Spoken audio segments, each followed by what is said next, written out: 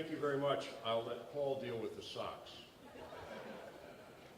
There are several thousand halls of fame in the country, the most unusual of which is the, would you believe, Cockroach Hall of Fame in Plano, Texas. I know this because there's a Volvo Guide to Halls of Fame written by my good friend Paul Dixon, and I recommend it if you're traveling the country and you're looking for weirdness.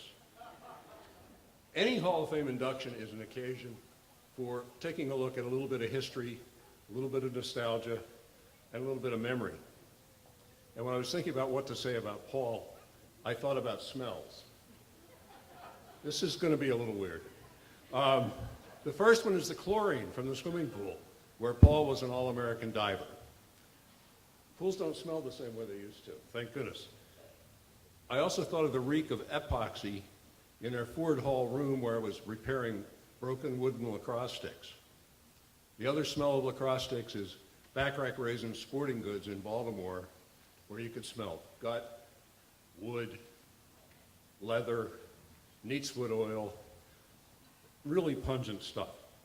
But the most intoxicating smell of all that I remember from the lacrosse era was the A.B. Dick duplicating machine in the faculty room.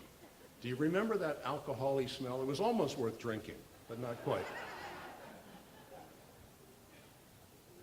Those machines now are long supplanted by mimeographs, printers, inkjets, 3D printers, all kinds of things. But I still remember that machine because in addition to printing quizzes, in my first year as a coach, I printed out an exercise sheet for the lacrosse team. And it had recommended exercises, recommended running, and some suggested things that they could do to improve their skills, particularly working on their offhand. So it was very important to be somewhat ambidextrous, and my hope in issuing that sheet was that we would become ambidextrous supermen. I was pretty naive. I'll come back to supermen in a minute. I first want to summarize Paul's athletic career. At Williston, he lettered for 4 years in swimming and 3 in lacrosse. He was the co-captain with Steve Durant, and he led the undefeated team, 11-0 team, in 1964. Together, he and Durant outscored the whole rest of the team. They were talking about somebody scoring a third of a basketball team's goals. These guys did a pretty good job. Paul was the leading scorer with 28 goals and 16 assists, and together he and Durant scored 49 goals and 30 assists. Pretty remarkable achievement. In the final game of the 64 season, we were tied 2-2 with Kingswood when Paul scored a take-the-lead goal on a flying shot.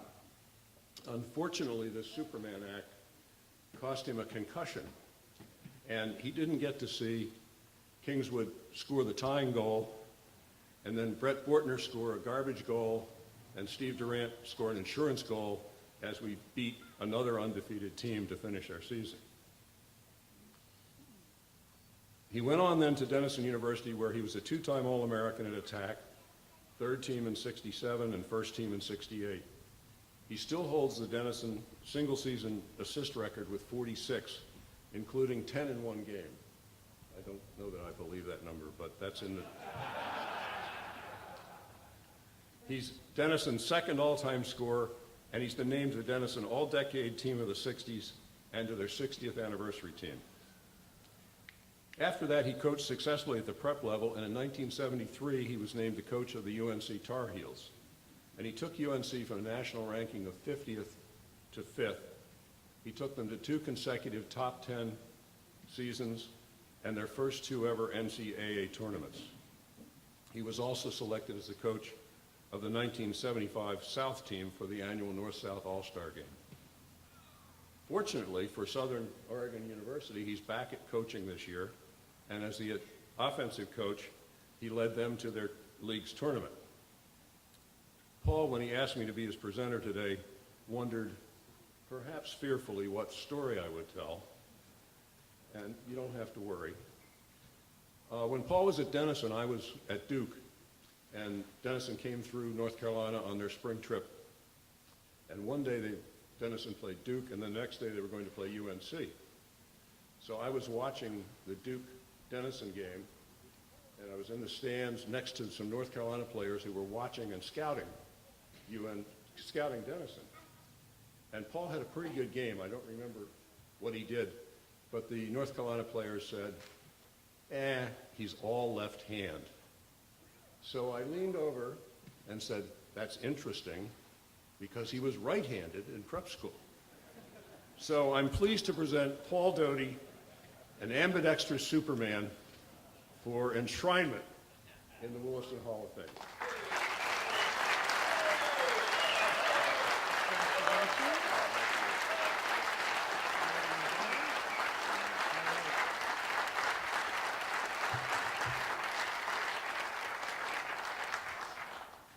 Those are the guys over there. Thank you very much, Frank. A lot of you probably know Frank, certainly in the Williston community, but I don't know that you realize what a terrific lacrosse coach and lacrosse knowledge person he is. He talked about being ambidextrous. That was so innovative back in the 60s. It's not so innovative now. Most all the kids play both hands, but back then it was a tremendous advantage for us. And we used to go down on the squash courts and work on our off hands, and it really made us a better team. The other thing that really stands out to me about Frank is he had a tremendous love of the game of lacrosse, and he instilled that in us. Pup Dog Gould talked about it a bit last night, and it was kind of the cool game to play. You know, nobody played it. There was only about 50 schools in New England playing it, and we got to play this great game. And I carried my stick around. I slept with it. You know, I mean, it was part of me, and loved it. Loved lacrosse, and I thank Frank for instilling that in me. And it's been a 50-year love affair, and it was great to come back and get to coach again at Southern Oregon. And like Frank said, we got into the playoffs this year and had 2 All-Americans and 6 guys make All-League, so that was great. And I'm very happy to see that lacrosse is so strong here. I think that both Charlie Benoit and Stevie Durant should have got into this hall before me. They're both terrific athletes and great lacrosse players, and I'm sure they will at some point. And then Carly Simpson, last year's senior, went off to Trinity, and Trinity played Salisbury in the Division III finals. They lost 9-6, but freshman Carly Simon at Williston graduate had 2 goals in that game. That's great to see. And then, of course, I had Babs as a coach after Frank, and he was terrific. He was way ahead of his time, Babs. We had pulley weights on the wall down off the gym, and we were doing pulley weights in the 60s, and Duff will remember, and all the swimmers, before anybody was. The Doc Councilman in Indiana had just started the Olympic team in Indiana, a famous Indiana swim team in the 60s, doing weights, and here we were doing weights. I mean, it was terrific. And Jack Heflin, my fellow divers here, and Hef and I had the, Babs coaching us in diving, and it was terrific. He had a bamboo pole that he would hold out, and it didn't work to keep us from hitting the board, but it was like an extension of him, and it was like, we're not going to hit the ball. You know, Babs is going to keep us off the board with this pole. And isn't that right, Hef? And he gave us real confidence, and I love diving. I just hit the board bad my freshman year at Denison, so I had to kind of give it up. So, and then at Denison, I was very, very fortunate to come across Tommy Thompson, and some of you may know him. Passed away a few years ago. And Tommy was a terrific gentleman and a coach. And for me, I was very fortunate to continue playing there. And my big brother at the fraternity and a Williston graduate, Sandy Campbell, sitting right down there. We were betas at Denison, and Sandy was a terrific inspiration to me there. And by the time Tommy came my sophomore year, I started to really improve. And I worked hard in the off season, playing wall ball, and lacrosse became my game, and excuse me, and I got a little better at it. I'd like to say that improvement has really been important to me. When I was here at Williston, I was voted the fifth best athlete in 1964. We had Steve Durant, voted number 1, phenomenal athlete. Danny Kane, you all know, phenomenal athlete. Rob Montgomery and Dick Buckley. not to mention Barry Wimple, Lee Charbonneau, and Lee Adams, who were all All-American swimmers. I came in 5th, so improvement to me was really important. And I think that's a lesson I want to pass out to whoever has athletic youngsters. You don't have to think that they're going to be what they are when they're a sophomore or a junior or a senior in high school. You can get better when you get to college, and it's important to do that. I've got a story about Rob Montgomery. We all love Rob, and we really miss him.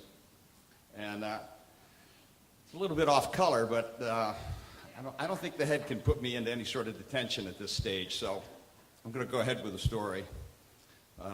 Monty was a hockey player, and in the locker rooms down there, he used to run around goosing people with his hockey stick.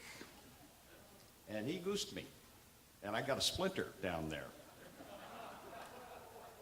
And I had to go to the infirmary where Chuck Vernon's mom was the nurse. You guys remember Nurse Vernon, right? And she had to remove that splinter. I grew up real quick here at Williston after that. Sorry, Coach. I'd like to have my teammates from here stand up, and a lot of them are here. I'm going to name them. I hope I don't miss them. We got Zach Gould out there. Stand up, Zach. Got Puppy Dog Gould. Got Brett Bortner. Got Carter Hunt. Got some swimmers there. Barrett Benton, Jack Heflin. And then over here we have Sandy Campbell, who's class of 61, great midfielder. And my brother Newell, who played lacrosse here and also coached the 64 lacrosse team with Frank.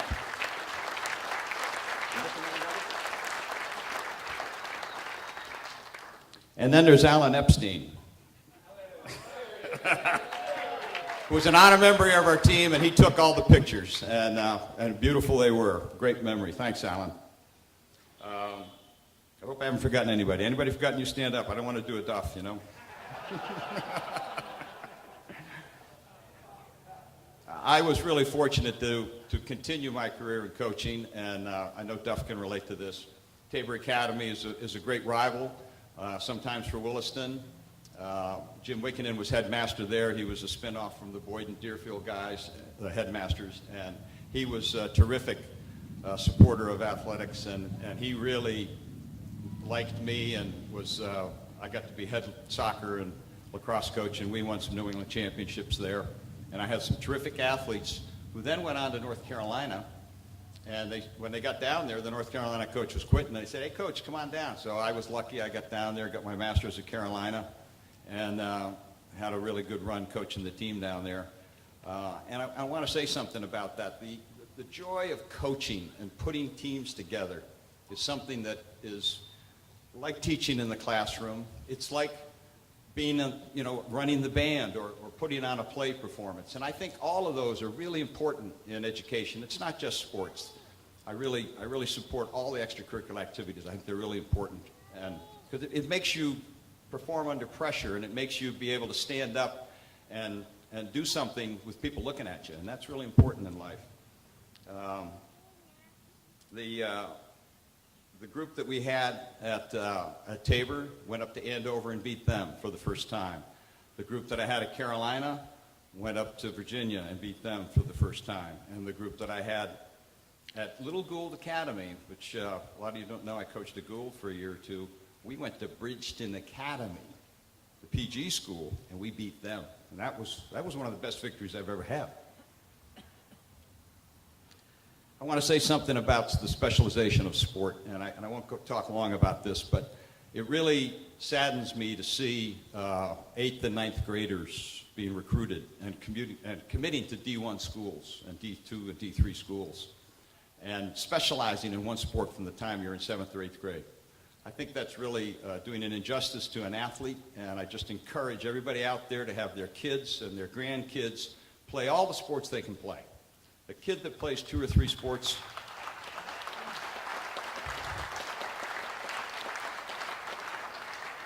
and we do that here, and it's terrific. As a college recruiter, I would always take the athlete who played 2 or 3 sports. He has a better skill set, and he's going to improve more when he gets to college and specializes. My one regret in sport, and we all have one, is that I worried too much. And we won a lot, and I worried about it. And I didn't enjoy a lot of my victories as much as I could have. And that's one thing I'm working on, and I'm doing it more at Southern Oregon now. So I'm a lot lighter on the field, and it's a lot more fun.